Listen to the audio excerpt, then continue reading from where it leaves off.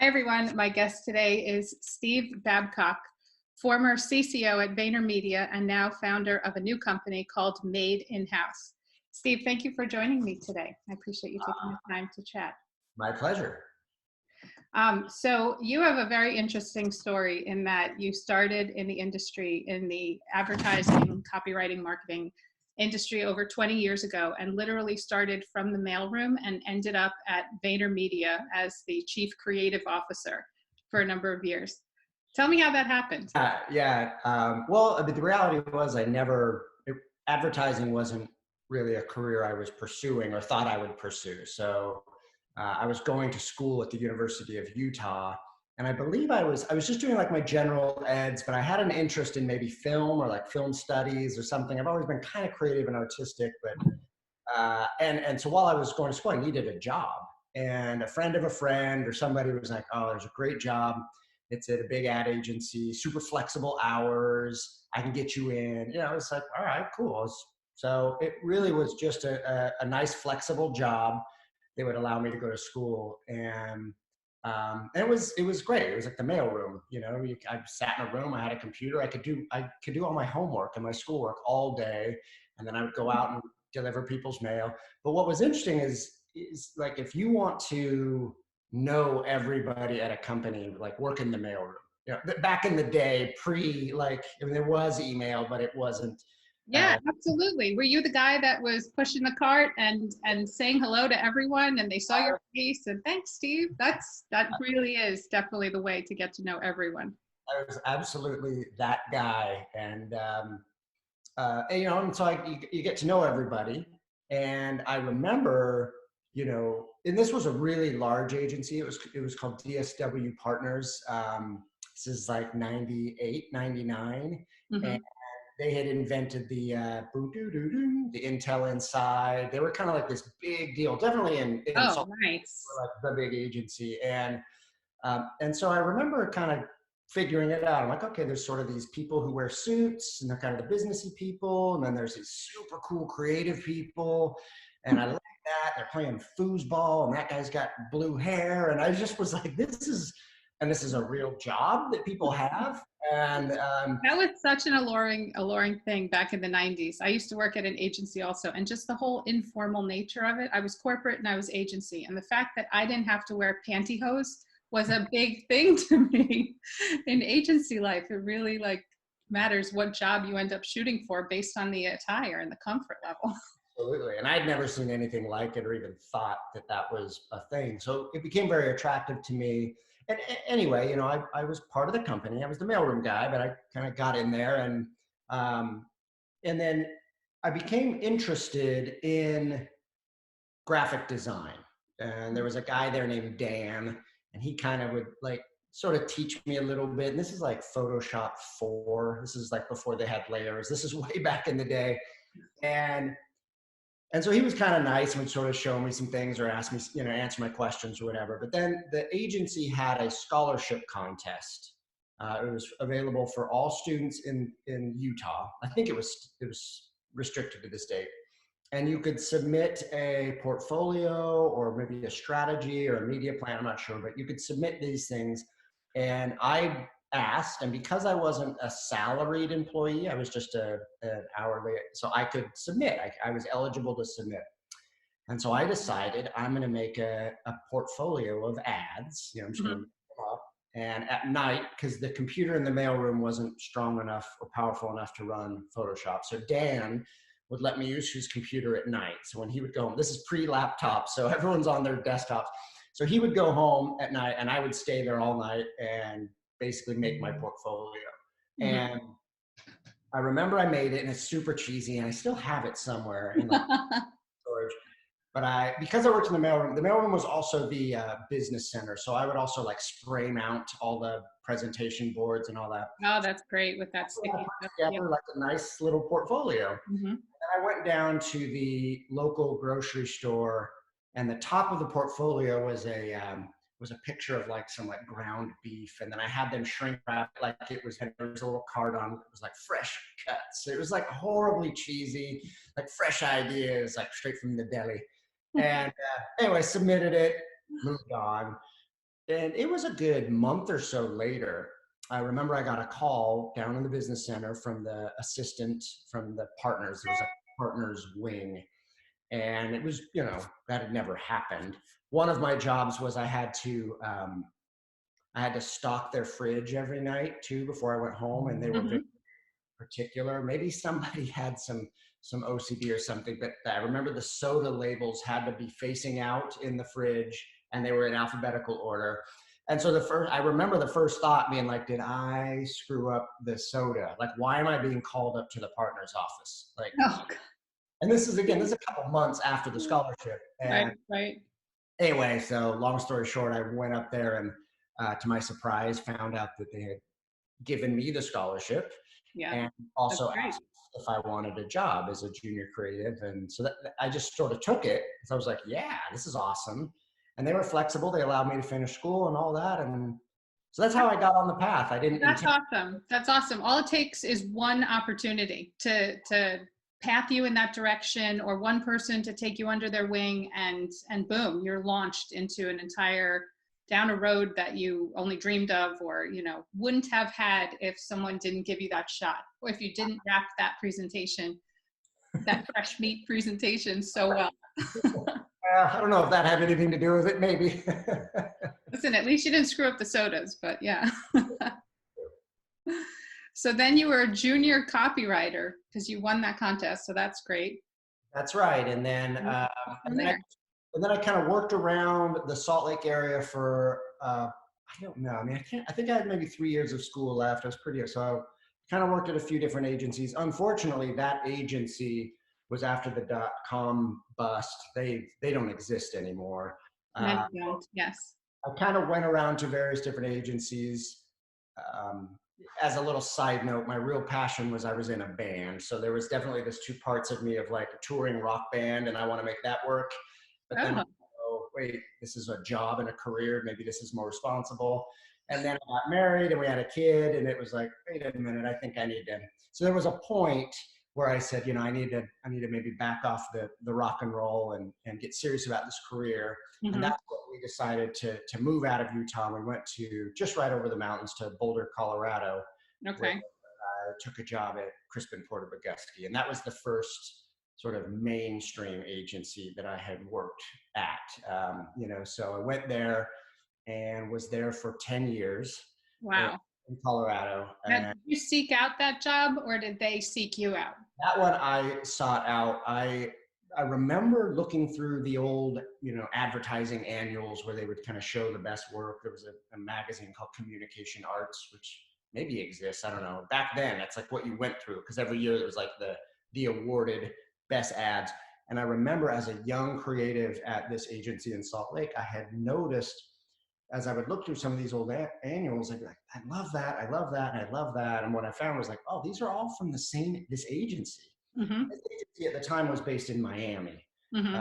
and I'm like, I love this stuff. There's just something about it I really loved. It resonated with me. It was always just a little rambunctious. It wasn't like your typical advertising. I was really attracted to it. And this is a little bit of another story, but I became kind of obsessed. Like, I've got to work there. Hmm. Got to. And I couldn't even get a reply to an email. I couldn't get anything. I would send a portfolio, nothing. I would come up with a whole new one, send it, nothing. And this is while I was working at an agency in Salt Lake. And I was just trying to get anything I could. And I remember the partner there, the chief creative officer, this guy named Alex Bogusky.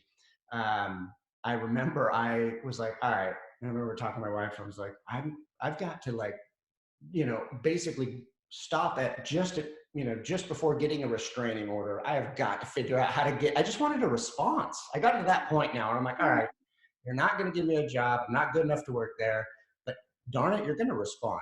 So Right. every day I made these postcards and they were just like pictures of stock. Pictures of what? I kind of can't believe I'm saying this. All right, this is an exclusive story. They were cheesy, like stock photos, like Okay. really cheesy stock photos, and then I overlaid just a picture of me, just kind of like weird, like, and then that was it. No, nothing, no note, no return address. And I printed off like 100 of them, and I'm like, I'm sending one every day. Every day I'm going to send him. So at some point he's going to be like, maybe after weeks, he's like, why am I keep getting these? I sent him for Send about, it to his office address or his home address? I didn't know his home, but that probably was smarter. I sent it to his office address for about 4 months. And of course, nothing. So then I just gave up one day. I was like, you know what, forget this. And then months go by, and literally I've made like 2 or 3 portfolios, like just totally different ones. I'd come up with new ads. I mean, I was just so wanted a response. And then one year there was the local Addy, they're called Addies, the regional awards. And for our area in Utah, one of the judges was a creative director from Crispin, and he came out, and apparently one of my friends who was sort of orchestrating the award show said that this guy had made some really positive comments about a particular campaign that I had done. Mm. And he was like, I was like, what's his name? And he gave me his name. And it was like, this was like, I think this was, LinkedIn was out, MySpace was it. So I like found him on MySpace, and I was like, okay, I know this guy said he liked my stuff. It's just some creative director there. So I hit him up, and he responded, and he was like, oh yeah, I love your stuff. And I'm like, if I send you a portfolio, could you get it in front of Alex? And he was like, yeah, I'll do that. And so I sent him the portfolio, not just like to the recruiter. And about 3 weeks later, I got a phone call from the recruiter and said, can you fly out next week? And I flew out, and I started like 3 days later. That's awesome. Oh my gosh, that is awesome. You know what? That's grit, that's perseverance, that's persistence, and that's finding a back door. So you weren't able to get into the front door with the guy that you bombarded with all the postcards, but you found another way in. To this day, because Alex and I remain pretty good friends, to this day, he claims he never saw one postcard. Oh, no. I'm wondering if I'm like, did I send it to the wrong place? Was his, assistant really good at filtering out the crap? I don't know, but he's like, I promise you, I would have known. I'm like, I sent 100 of them. Anyway. Oh my gosh, I hope you have digital versions or other versions somewhere. Oh no, this is like old school. This was like print one and stick a stamp in it.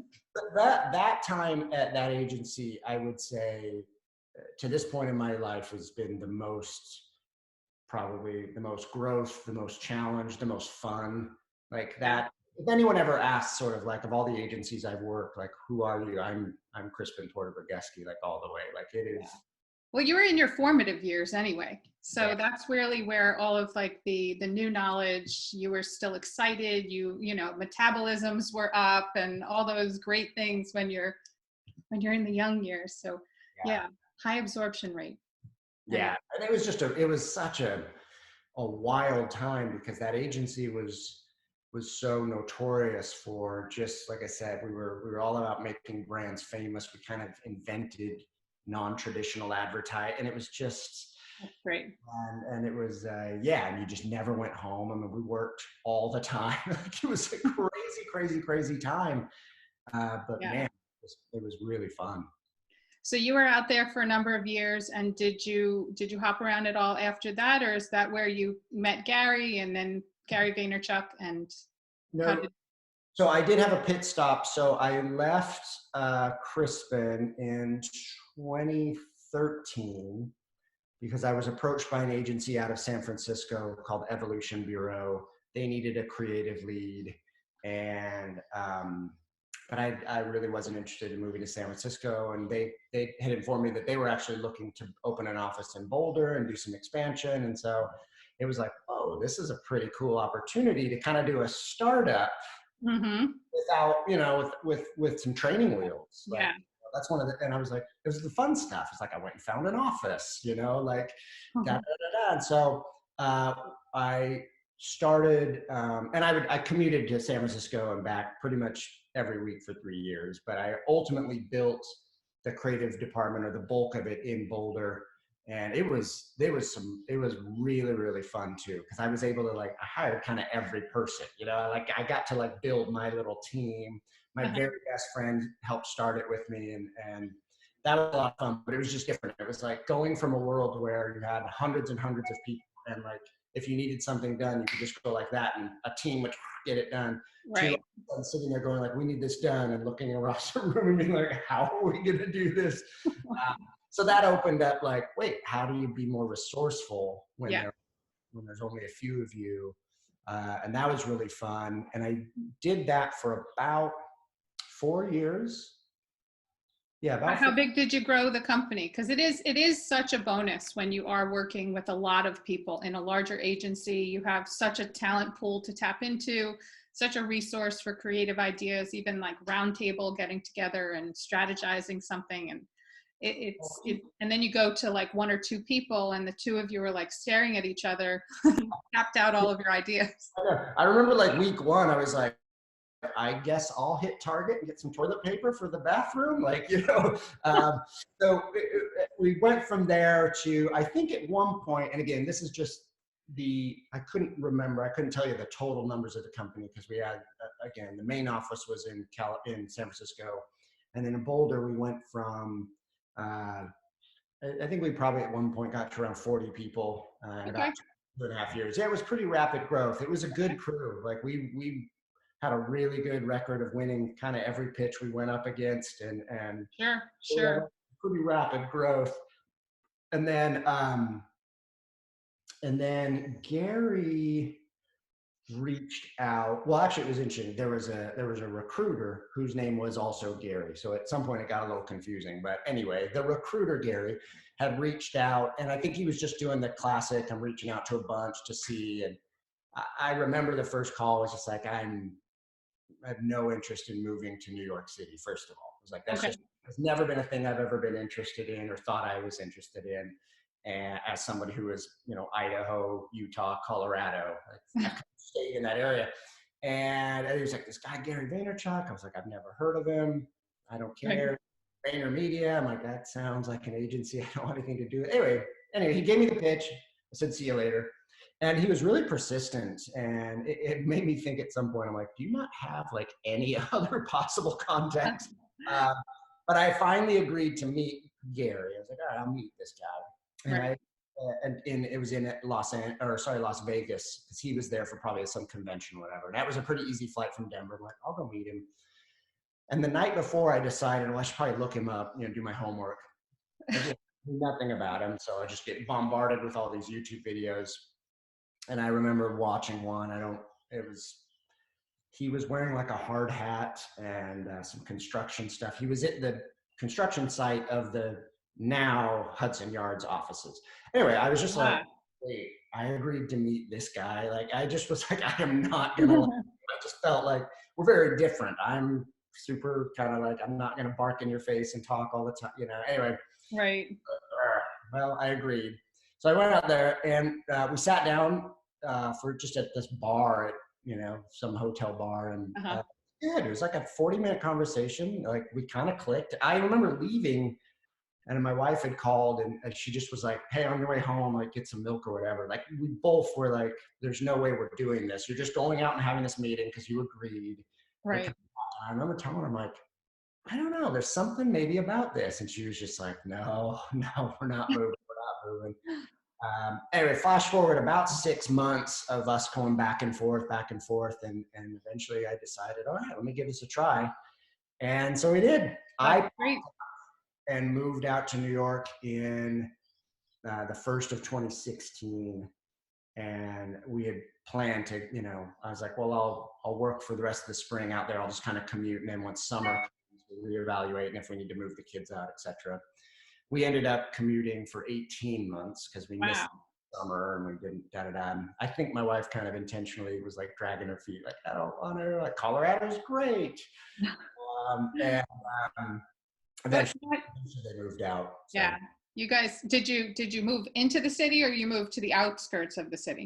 I lived in the city for the year and a half. And then when they came out, we were looking a little because I was like, that'd be a fun experience, the kids in Manhattan, but then you look at the size of the place you can get for the money. And I'm like, that will wear off so fast. Yeah, it's a little shocking to come from like the great wide open into 300 square foot apartment with the whole family and wife and stuff. Schools and stuff. So so then, we just started to look around and I was like, Jersey seems really kind of like that work. And, yeah, so we just moved out to, it takes, it's like a 35, 40-minute train ride into the city. And I just kind of got used to that That's commute. perfect. That's perfect. And then you started your career at VaynerMedia, and you and I chatted a few minutes before, and you mentioned, I asked you how many people did you manage, and the number was 200, if not Yeah. more. And to me, that's wild. You go from working in a mailroom to, junior copywriter,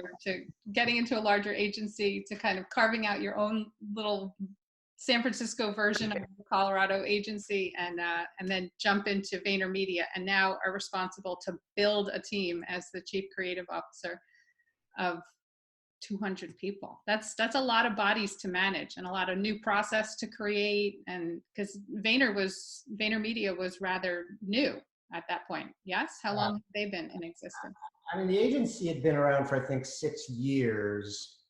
But I mean, when Gary started to explode and become extremely popular, the growth seemed to have been extremely. That was the thing. It was just, I remember the first office when I got here was, I forgot the address. It was over by the Flatiron Building in New York. But I mean, there was just people on top of people. There was like desks out in the hallway, and like the fire marshal would come and be like, "You can't have people out here." I mean, it was crazy just because of that growth. And I think that was a surprise to me and a lot of people. It's like, I've never really even heard of this place, but there are a lot of people there. It was actually really big. And so when I first started there and people would ask me, I'm like, there's, company-wide, there's like 700 people. And they were like, what? And yeah, that would, I feel like every place I've gone in my career has opened me up to a whole new challenge. Like, for example, like at Crispin, I didn't have to worry at all about anything structural or operational or any of that. It was just like, you sit down and you just come up with a million ideas, and there's a whole system to make it work. And that system predated me, and boom, boom, boom. Then I go to Evolution Bureau, and I was like, okay, I have to figure out how to do all this stuff that, I have to be able to act like a big agency with 4 of us. How do I do that? Yeah. And then Vayner to me was like, whoa, how do you create systems and a structure that can make some sense out of this chaos? And I will admit, right at first, it was a bit off-putting. I remember actually having a conversation with my wife right at first, was like, maybe don't put the house up for sale. Like, I was like, I really was like, this is just not what I thought. And I was the agency's first chief creative officer, and that's a very of a young company. Started. Right. It's uncharted waters. You would be the one to lay the infrastructure and set things in motion. Started by someone who doesn't really. That's the value of creativity isn't necessarily their value. Their sales and business. Yeah. And so all of a sudden, it's like you're a little bit of a foreigner. You're bringing a foreign discipline that you feel is like critical. Right. It's not that anybody else didn't feel it was critical. It's just a different language. So all of a sudden, I'm just in this world of like, and I remember thinking like, I don't think I can do that. I don't think I'm going to be able to turn this into what I know it needs to be, to basically complement what's already here. Anyway, and also I like a lot of it was just the sheer volume. There's just all these people. Right. Isn't that weird? Isn't that weird to think about? Like right now during this whole everyone working from home, and what you described before as it was people on top of people and desks on top of desks.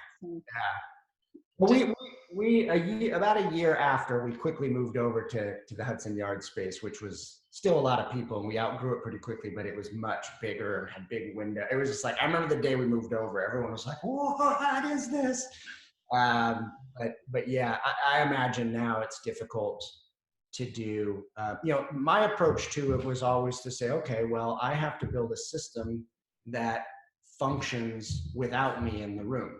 Mm-hmm. Like what I've always felt a really good leader would do, and it just took some time. I had to learn to be patient. That was hard for me. I wanted to fix right away. I wanted everyone to believe the same way I believed. I wanted everyone to know that this important change would make this happen down the road. And it was just, I had to learn like a lot of like, okay, there's a lot of people here. There's a lot of opinions. There's a lot of, and I would say, maybe about 2 years is where after about 2 years, I would say I was to the point where I'm like, this is now feeling like the thing that I built. I'm feeling happy about this. I That's love great. this work we're making. I've been able to make some really good hires, boom, boom, boom. And so Yep. it became, but again, and those were things I never had to do before. And so I'm glad I didn't give up in the beginning. I'm glad. Exactly, exactly. And I think especially in this current time where people may be starting down new paths, maybe their current job situation is not going to be working out or is going to be totally changed. Change is hard. Just, naturally, change doesn't feel good inside to do new things that you don't know how to do, or, to see change even happening around you. It's a very uncomfortable feeling. So I'm happy that you didn't turn and head back in the comfort direction. A lot of people are going to have to continue to walk on and go for it. And I think you were there for over 3 years, so you certainly set some things in motion. And like you said, you felt comfortable after 2 years. And so then after working at VaynerMedia for a while, you saw a lot of what your clients were doing, and you decided that you were going to change direction for your own personal self and try and meet some of the needs that you saw your clients were I guess asking for. Because what happened? Did many people in the agency side were actually being plucked out by corporate to come in and work in-house, which Yeah, leads to your new I would say company. maybe in the last, at least what I've seen, probably the last 3 or 4 years, you've started to see this trend ramp up where companies or brands themselves are saying, hey, look, first of all, ad agencies are expensive. Really Yeah, expensive. And a lot of clients were like, wait, why can't I build that myself? Why can't I hire some creative people and some designers and especially now where a lot of what brands need to do is more content. It's not the huge Super Bowl commercial or the big billboard or whatever. It's like, I need a bunch of really cool videos for Instagram tomorrow, right. and et cetera. And a lot of agencies, their business models aren't built for that anyway, because they've come up throughout these years. And anyway, so you start to see this trend where it was quite polarizing in the industry. It's like a lot of agencies agencies don't like brands building their own thing because that's competition, and then they're going to lose the clients, et cetera. But I was just watching it really turn up, and I saw it in a few ways.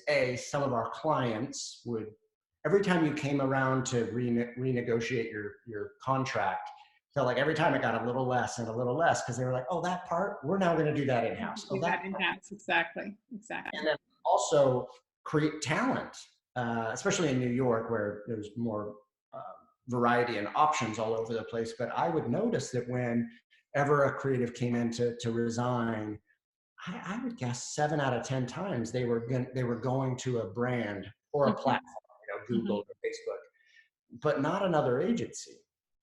And so I started to be really curious about this. And I remember I reached out to a bunch of recruiters and was just like, what are you seeing? And they were like, we're seeing 60 to 70% of all of our inquiries are agency side talent reaching out, asking us for brand opportunities.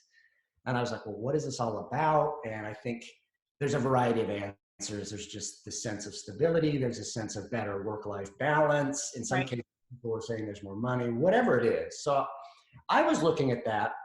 And then I basically got an idea. And it was something that we were kind of toying with at VaynerMedia at the time of like, can we develop a product where we help these people build their in-house agencies? Mm-hmm. And so I've been really toying around with that, and I got really interested in it because I learned from my first years of Vayner, like, I actually like the operational side. I like that I was able to take this from this massive chaos to something that works really well. Right. And if all these brands are doing this, this could be a really good business idea. Uh-huh. And so I did. I said, you know what? Well, I'll disclaimer because I don't want to come off like I'm this super gutsy entrepreneur guy. I had a client that was kind of right in my lap to make me go.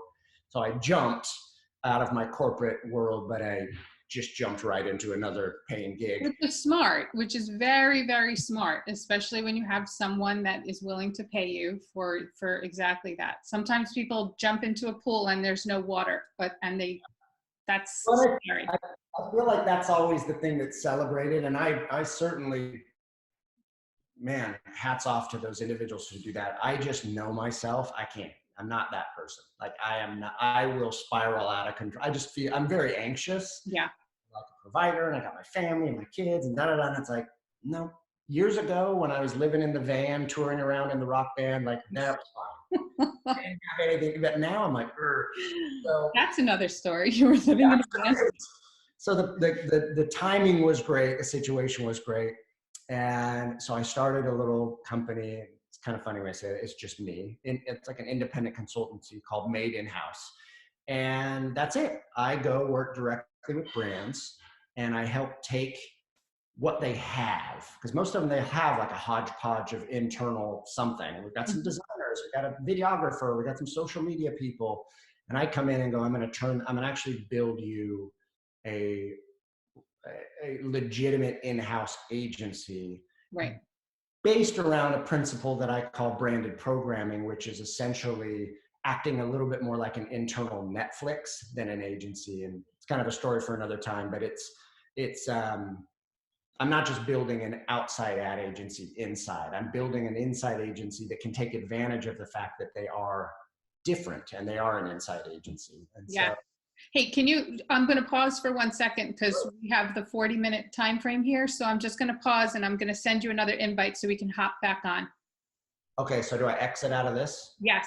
Okay. Okay. I'll be right back. Or I'll send you it through the LinkedIn messaging. Okay, that's good. Okay. Be right back. Okay. And we're back. in TV style. And we're back. Thank you Yes. for making programming. Yes. So you were saying how your new company teaches corporate how to sort of bring in an agency inside without exactly doing that. Yeah. And it's a lot of, it really is a lot of like those early Vayner days for me where I go in and I see kind of how they have it set up and make some recommendations for how to basically just structure better. It's funny to me how much structure and process, when done correctly, and when you put that work to up front to make that happen, how the good stuff can flow out of that. But it's like, I found that it's sometimes if you avoid getting that part down right, it just makes the road really rocky down the way. Yeah, it's the Lord of the Flies situation. Exactly. Yeah. And the other thing that's interesting as an outside consultant is I found that there's always at least one person who just doesn't want you there. It's like there's always one person that just immediately assumes, and it's usually true. There's usually it's probably from some truth that they're feeling inside of like, this person's here because I'm not doing my job right or whatever. And actually, that used to be me on the corporate side, looking at the agency saying, I don't know why we're paying so much for this agency when I can do that myself. So I actually was on both sides. I was on corporate. I used to work for JP Morgan Chase, as well as NatWest prior to that, National Westminster Bank. But then I also had my days on the agency side where I worked for agency.com, who was the interactive agency of record for British Airways and MetLife. And that was a great way for me to step my foot into an interactive agency. But on the agency side, I did see a lot of what we do end up charging corporate, and how many hours and billable hours, and don't spend that much time on that client. The other client has more budget. Let's get more billable hours over there. And just the people that have to touch projects. You have the strategy, the project manager, the producer, the creative. There's so many people that touch something where all of a sudden they end up spitting out a piece of content at the end or some sort of interactive creation, and you hand it back over to corporate. And I would look at it and be like, on the corporate side, I could have done that. Well, that's something that kind of along this journey of mine over the last couple of years, I wouldn't say I had like a bad taste for agency side, but I just started to notice, because I would think, and I would have some conversations with brands that are like, okay, they want to take all of this stuff in-house, or at least part of it in-house. And there were a lot of times where I would look at that and go, I would too. Like if I were you, I would too. Like that is something that is a portion of kind of all the stuff you need to do that you can do better yourself, that you can do.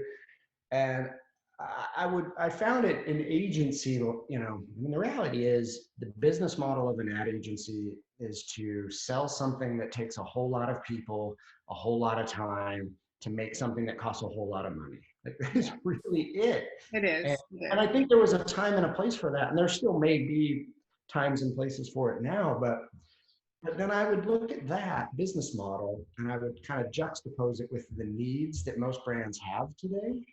And it's like, no, most brands need more quality Hmm. content in half the cost and in half the time. Yes.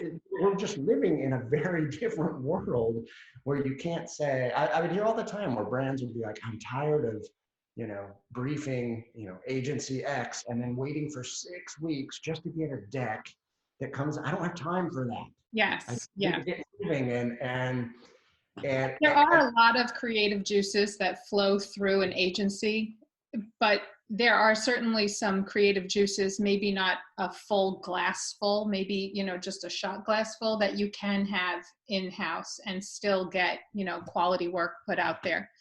Well, I really believe, I got a little bit of flack. Well, not really. I don't know if it was flack, but when I started Made in House, I remember seeing some comments and things online that were like, oh, now he's trying to kill the agency Agency world. model, yeah.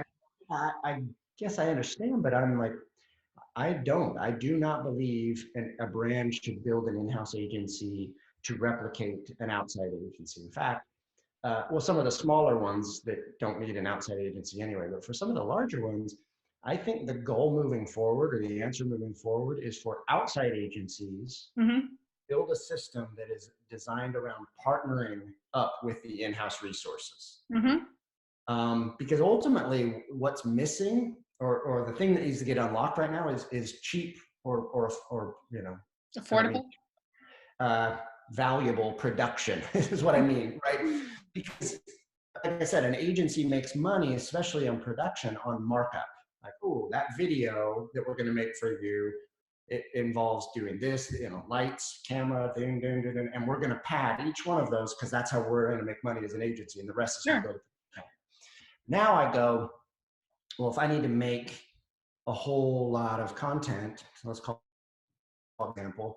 Well, awesome. Well, this brand already employs 6 or 7 videographer editor talent. Why don't I just partner up with them? Yes. Um, and I think that's kind of going to be what I predict will be sort of a maturation in the next couple of years is the best agencies will stop resisting in-house talent because Hmm. it's definitely this. And I've been on that world too, where you're like the in-house agency, because they don't want you. They're like, we can do this ourselves. And they're out here saying, no, you can't. Da, da, da.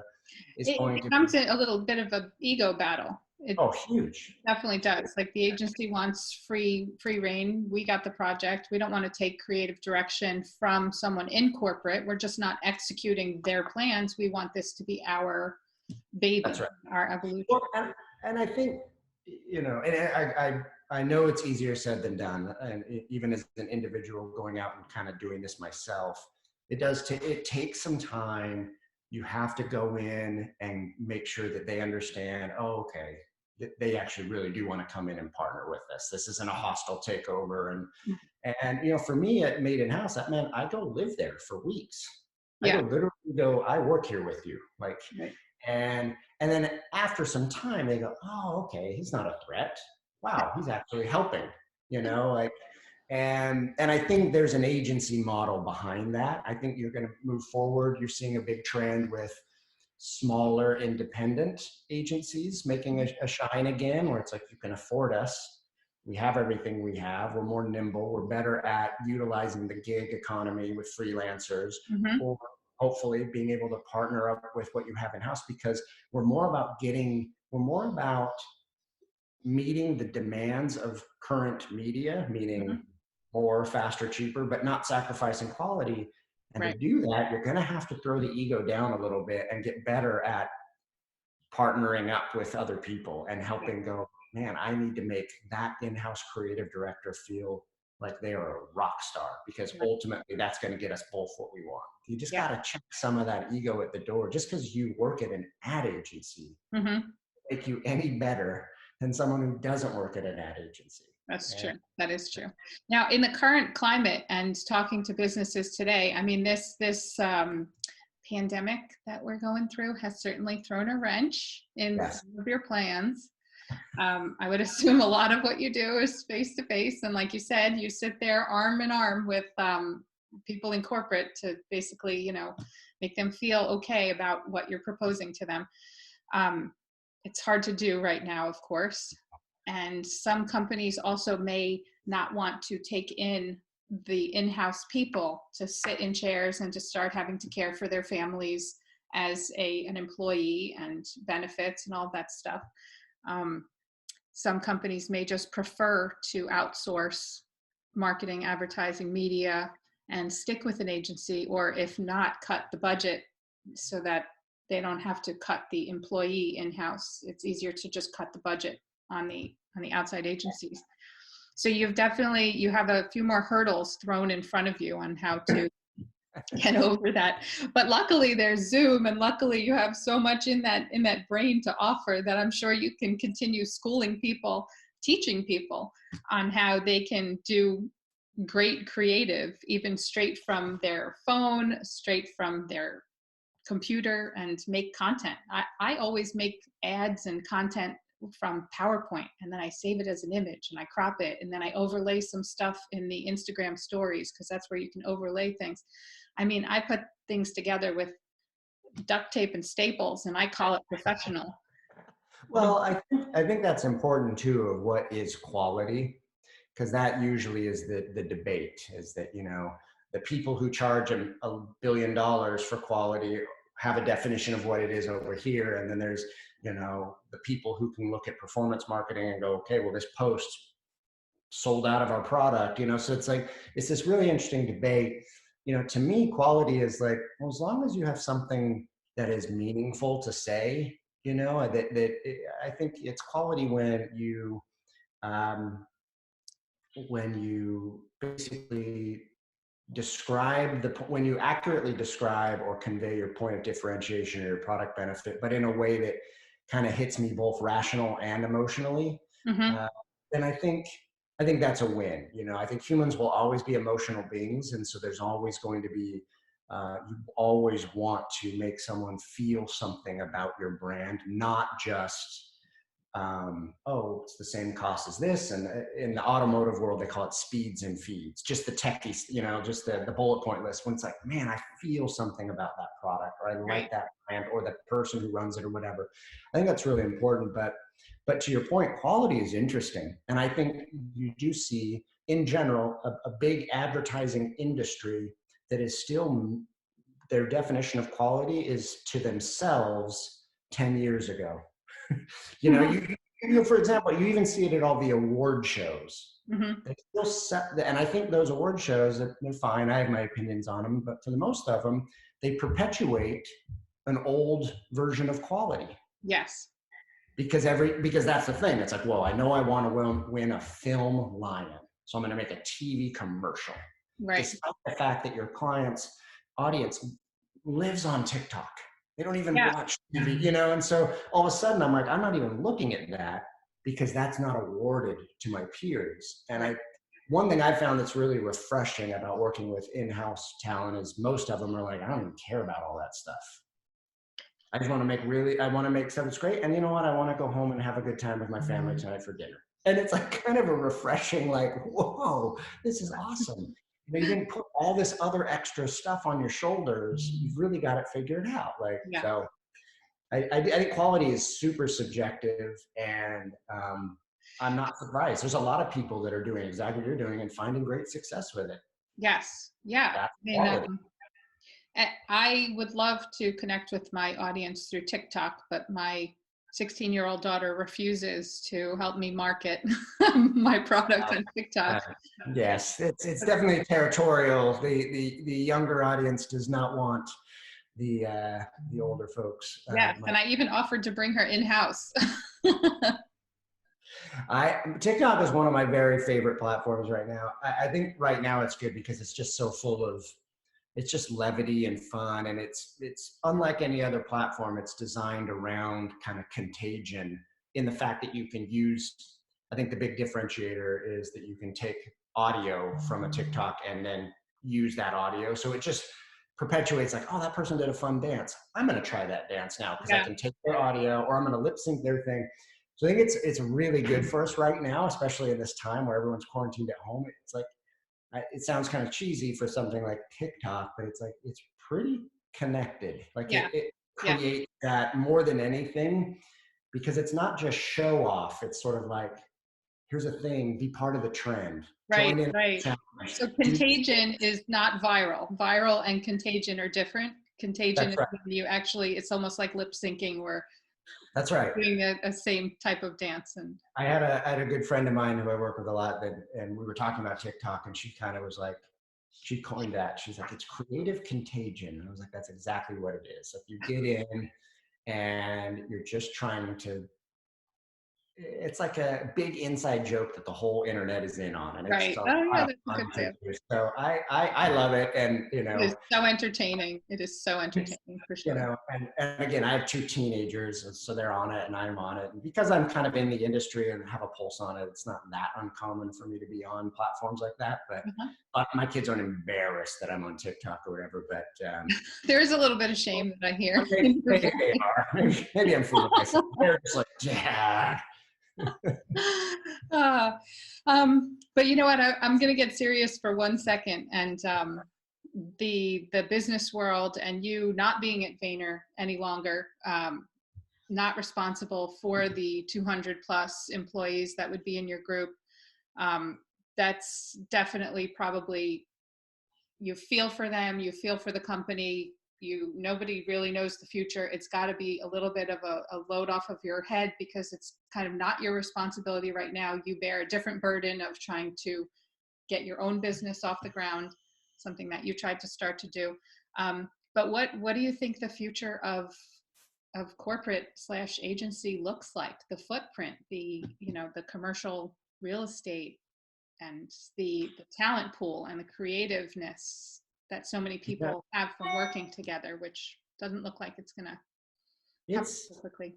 It's interesting. I swear, I think I can be scrolling through one feed and see 5 articles in a row that all have opposite opinions of what, everybody kind of feels like they know what it's going to be. Right. And the reality is, like, no one has any idea, because no one has ever gone through what we're going through right now. I can say what I guess maybe what I believe, but also maybe a little bit of what I hope. I think that's all anybody can really do is be like, here's what I hope. I mean, at the end of the day, I guess, yeah, it'd be nice if I could just be like, can we just go back to where we were, But even then, what I hope is that this experience, whenever we come out on whatever the other end of it is, that we take the stuff that's more important and meaningful and maybe leave some of the other baggage behind, because maybe that would be the negative of just being able to snap my fingers and go back to how it was, is there was maybe some extra stuff we didn't need and some extra blah, blah, blah. So I would say, one, I mean, I do think you're seeing a lot of companies, there are a lot of agency type business models that are designed all around remote workforce. There's a really great one called We Are Rosie, and it's just this huge network of independent freelancers, contractors, and they are just, no surprise, this is their Zoom moment, so to speak, where it's like, we need it, they're just blowing up, and that's really great. So I think one thing that I hope is that we'll start to understand that being remote can still be effective. There was a little bit of stigma to that, like you have to be in the office and you have to be this and you have to be that. But at the same time, I know for me, I personally like a balance. I don't like this for 84 days. Like, I want to get in a room with some people and say hi. So I like a balance. But one thing I found for me, and there was a great TED talk, I wish I could find it on this.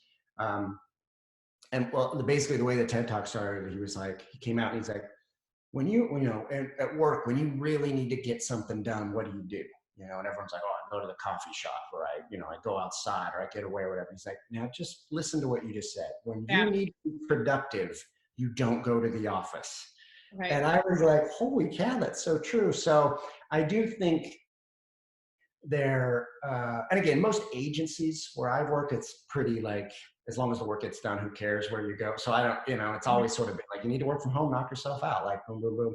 But I think the majority of the world, that's just not how it goes, and you got to be here and blah, blah, blah. So I'm hopeful that it allows for more flexibility, Yeah. and it allows people to have a little more comfort with their personal lifestyles, like especially a lot of, single parents with kids, or like just to be able to go like, hey, I need to work from home, I need to do this, boom, boom. So I hope it does that. In terms of the industry, I think you're going to see, at least right now, well, you are seeing it. You're seeing it massive, unfortunately, a massive restructuring. Like every article is agency X lays off 5%, agency X lays off 15%. But what's interesting and something I've never really seen is you're seeing it at such a high level. You're seeing like global chief creative officers. You're seeing these. Now, is that a result of companies already coming out and saying we're not going to be applying any budget dollars, no marketing, we decrease our spend? So agencies need to trim the fat like immediately. And maybe that's a bad word to use. Well, the first thing that gets cut in any recession is the marketing budget. Yes.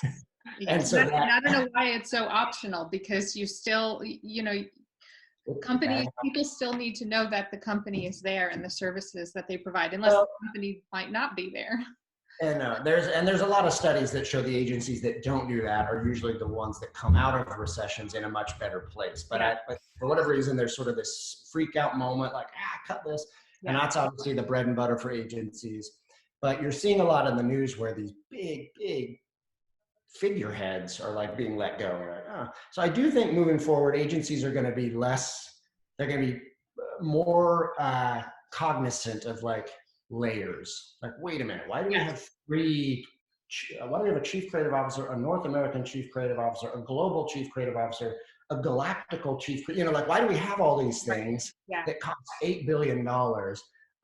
Which is weird, because back in the 90s, we were very much on the let's flatten the hierarchy, let's go horizontal with the structure. And I guess it just got bulked up over the years. And I very much believe that too. I remember being asked a lot at Vayner why I didn't have executive creative directors, and different agencies have different titles, but I didn't have a layer. There was me, and then there were about 12 group creative directors, and I didn't have a layer there. And I was asked, and I said, well, until it gets too much for me, like, I don't want to just build this thing. I don't want to just build a bunch of layers between me. I'd rather empower this group creative director to run a little group of people, and I'm right here to help them. And I can do that with 10 to 12 people, and et cetera. So I think you'll see that. I think you will see, I don't know. I've heard the argument both ways, like you just laid out, where a brand would say, heck with this, let's cut it all internally and just outsource the headache. Or I've heard the argument of like, actually, this is the time for us to really just build our in-house team, and because we have a little more control over it, and et cetera. I guess it really depends upon the sector. Like the airlines, hotel industry, cruises, that's a catastrophe. They're devastated right now. But then you have other types of companies or industries that are thriving, supermarkets, broadband, networking solutions, like what we're Zooming here. People that are in charge of laying the infrastructure for more work at home for companies that are going to endure what's going on. There's certainly other industries that aren't devastated, and they are thriving in this way. And then you have companies that are feeling it, but that still may make it through, car companies and retailers, those types of companies. And to shut off the marketing aspect of things too quickly could be to the detriment of long-term success. Yeah. So we'll see how that pans out. But I don't know if anybody can continue watching the "We're here for you" commercials. Yeah, phase one in any tragedy or anything for brands is to kind of do that. Phase one is always like, hey, and I think it's authentic. I mean, hopefully it is. I don't really have an issue with it. It's just sort of like, hey, let's send out some note of Yeah. comfort. Let's step a flare that makes somebody feel, that's great. But at some And point, they did make me feel good. And some of them brought me to tears and some of them made me happy. And some commercials are using humor, like the Budweiser commercial came back with "What's up?" well, and one thing that's interesting about that, because I get asked this question a lot too, is like, how would you market right now when they've done polls that like 40% of Americans don't want to hear from brands right now? I mean, people, again, we've never experienced this. We have nothing to relate this to. We Right. can't be like, oh, pandemic of 98. Like, we just don't. And to this level. And, you know, so I'm like, so I've been really looking around because, again, that's my bread and butter, is helping brands do this. So Yeah. my recommendation, if I want to make money, can't be don't do anything and don't use me to not do anything. But I think I have seen some examples of things that have been interesting. You know, you referenced the Budweiser one. There were two. There was one that was that Vayner actually had, I believe, had done, was like a remake of a Zoom call amongst friends. Yes. And then another agency did one where they actually took the old "What's Up" Super Bowl commercial and just did a really good job. You can't really tell, like hiding in some new voice, new VO, or some new they like dubbed in different dialogue to make it. But either way, both of them, what I liked about those were, you know, where brands jumped in and said, okay, first thing was like, we're all in this together, unprecedented times, we're committed, boom, boom, boom. And again, it's nice, but at some point you kind of feel like, okay, you're just trying to. Yes, I think we reached that point probably a week or so ago. And then some other brands, like for example, the Budweiser one, came in and said, look, it's important that people stay home.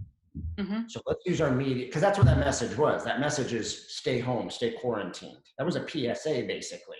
Yeah, they're bringing it to you. And I thought it was really smart because they were taking an old commercial that was people at home being quarantined, just having it on the phone saying, "What's up?" And they're like, let's use that to make people smile, but also to remind people, you know, for the sake of public health, to like stay home. Because at that time, and I think we're still having, but at that time, that was still a problem. People weren't quarantining. They were still all over the beaches on Florida. There was still the flatten the curve moment. Like, yeah.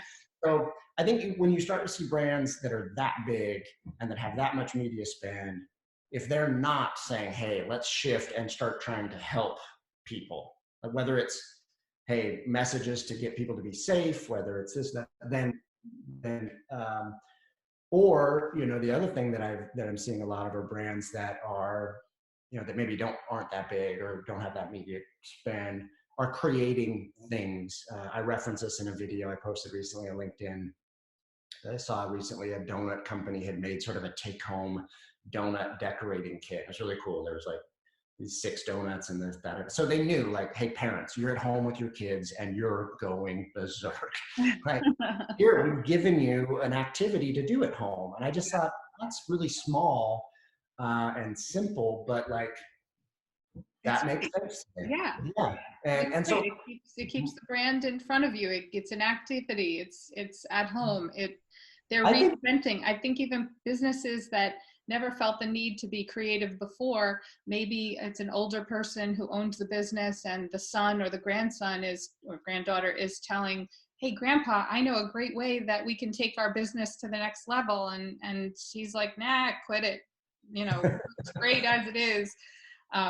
But now we're forced in that direction. And I see so many creative ideas coming out of this. It's wonderful. What's interesting too is I think, you know, before, and you were starting to see this kind of change anyway, but like marketing and advertising was so much about just saying something. Yep. And again, even those initial commercials we're just saying stuff. We're here for you, unprecedented times. And then you start to move people into like, well, we got to do something. Mm-hmm. And I think moving forward, you know, yeah, that donut company could have made an ad or a video or a commercial and said something, but instead they said, we're going to do a thing. Yeah. And I think that's always the way to go as a brand anyway, is do something and then document that thing to make ads. You know, like make a video about the guy who came up with the idea in marketing to make donuts, and then video of the family making whatever. But like being more active as a brand in today's world, I think that so when I go back to that research, I think 40% of Americans don't want to hear advertising. Yes. But I don't think it's that they don't want to have interaction with brands, especially if those brands are making them safer or giving them something to do or helping them or whatever. I Right. would argue 100% of Americans would love that. So Right. And that's you kind know of, what? I love the fact that certain brands or certain large companies have exposed a lot more authenticity. And I say this in the sense that I recently saw like a weatherman or something on, I think I saw it on Facebook, but he was doing a weather forecast from his house, and his golden retriever kept coming straight into the camera. And I don't know what station it was from. I probably should make note because I want to check back with that weather guy to see if the golden retriever is still making an appearance with each forecast. But to see the authenticity of people and to start hearing the origin stories or backstories of, like you said, exactly documenting the process of how someone came up with an idea, or how, what spurred you on to make little donut kits. Let's document it and see how it's going. And um, yeah, I think real, authentic. I would hope that's a change after we come out of this as well, as more authenticity. It's been fun from my, being interested in music and things, of how many artists have taken the time to just do like this kind of a thing. Or Yeah. like I've seen so many just at home performances on Instagram Live from people that you normally, it costs $2,000 to get a floor seat. They're just now in their house at their piano, Instagram Live, and it's like, Yeah. that's awesome. And so I think for everybody, even this, when you're like, when you're having Zoom meetings with your coworkers and things, you're like, wait, you're in your house. Like, we're starting to see things about people that we don't get to see and feel. And so I hope afterwards, like, the one thing that coronavirus maybe takes down is like the walls, a little bit, that everybody kind of puts up. Like, Yes. if there's one good thing about being all in this together, whatever, is that maybe it's helped us kind of see past the filters that we put up. Yes, I totally agree. And the other question, which is really a hot topic for businesses, small businesses, large businesses, I guess too. When is it going to be okay to have a call to action in the sense of selling their product? When's it going to be okay to actually ask for the sale? I don't know if the Budweiser commercial actually had people showing Budweiser, actually drinking a beer during that What's Up Zoom call. But if so, would they have gotten their hands slapped for even showing their beer during that commercial? Like, when is it okay to start asking for people to continue buying your products? Because just as the scenario we walked through before, with certain companies are devastated, certain companies are thriving, and certain companies are just, in a bad place right now. Same thing for people. Certain people, financially, personally, devastated. Certain people are unaffected, and certain people are, in a tough place right now, but not forever. Yeah, it's a good question, and I probably don't have a good answer for it, because definitely in this climate, you're never going to satisfy everybody. Right. But at some point, like, so there was one other example I meant to bring up that I really liked. I think I just liked it from like a strategic sort of observational point of view. But a sector that is doing well right now is the consumer packaged goods. And a former client of mine, Kraft especially, they're seeing a huge sale in like mac and cheese, like a comfort food, just like, and it's cheap. And anyway, and it's delicious. and I was like, yeah, I'm always making it for the kids, and then just I like love it, actually. take all their leftovers and make my own. Anyway, I love it too. But anyway, Kraft, Oscar Mayer, the hot dog company, they did a thing recently that, well, I don't know when the day was or whatever, but what I loved, and it was a commercial that was, selling Oscar Mayer, but they said, and I think they were like, it's on this date, which I'm not sure how many. I think in advertising, when people try to make like national days, it never really works. Like, this is National Drink Pepsi Day. It's like, no one's going to do that. Right. But anyway, they had a day, but the insight that I loved is like, everybody barbecues or grills in their backyard. And the whole premise of this ad was this day where everybody came. I wish I had the name in front of me, but basically they were saying, hey, everybody bring your grills to your front yard Mm. out on the street. So you're distanced from everybody, but you can see everybody. Yeah. Like if you popped, and it was like this front yard grill out, and it was like on this day, do this. Anyway, whether it worked on the day, I think it maybe would have been more of just like this summer, like grill in the front yard, not the backyard, like Yeah. be social even in this situation.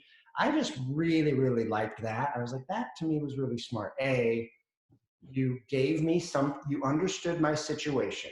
Mm-hmm. I think you can't sell unless you're doing it with empathy right now. I think you can sell to your heart's content as long as you were going, hey, I'm selling to you and I fully understand what you're going through. Mm-hmm. And so for me to say, I want you to go buy a pack of Oscar Mayer Franks, Mm-hmm.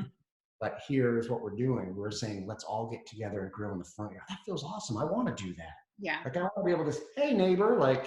Yeah. And you might actually go buy Oscar Mayer because they gave you the idea.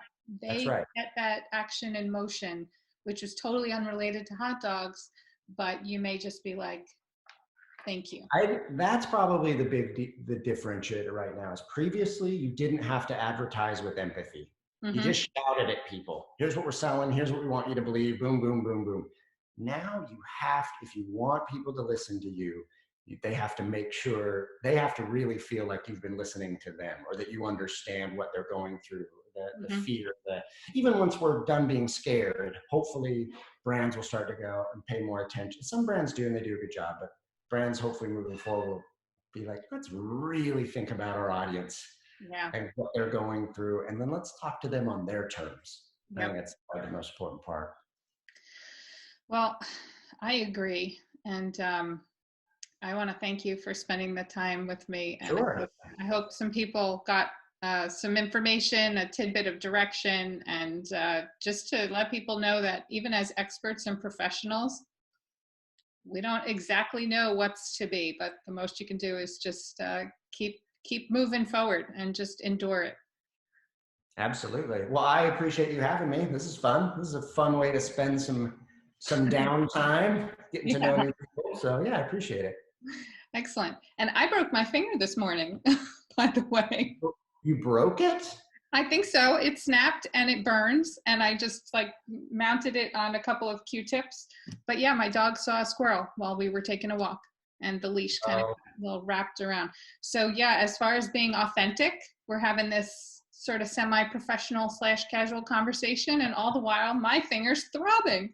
Oh no. Well, you can't go to the emergency room right now, so. No, I'm gonna MacGyver this one. This one is just all me. Nash. It looks like you're gonna be okay. That looks like a quality splint, so. It's all good. As long as those are pretty sturdy Q-tips, and maybe you want to get a popsicle stick if you have something a little more. I don't know. Just saying. Just saying. All right. Well, thank you. you. Need medical advice. Marketing and medical advice. All right. Well, you have a good day with your family. And is it Monday? I don't even know. I think it is. Actually. It's an official work from home day, and I'll let you continue with your work day. A lot of people aren't very good working from home. My friend Ed actually needs some consulting on how to work from home. He's working from like 6 a.m. till 10 p.m. And I'm like, listen, buddy, you're doing it wrong. I've been working from home for a long, long time, and he's doing it at home. So maybe that's another little offshoot that we can put together a video on how to properly work from home. I got to figure that out first. So you haven't figured that out either? I don't know. I mean, yeah, who knows? Winging it. Yeah, I'm just thinking of winging it. All righty. Well, thank you again, and enjoy your day. Maybe we'll do this again sometime. All right. Thank you. We'll see you. Take care.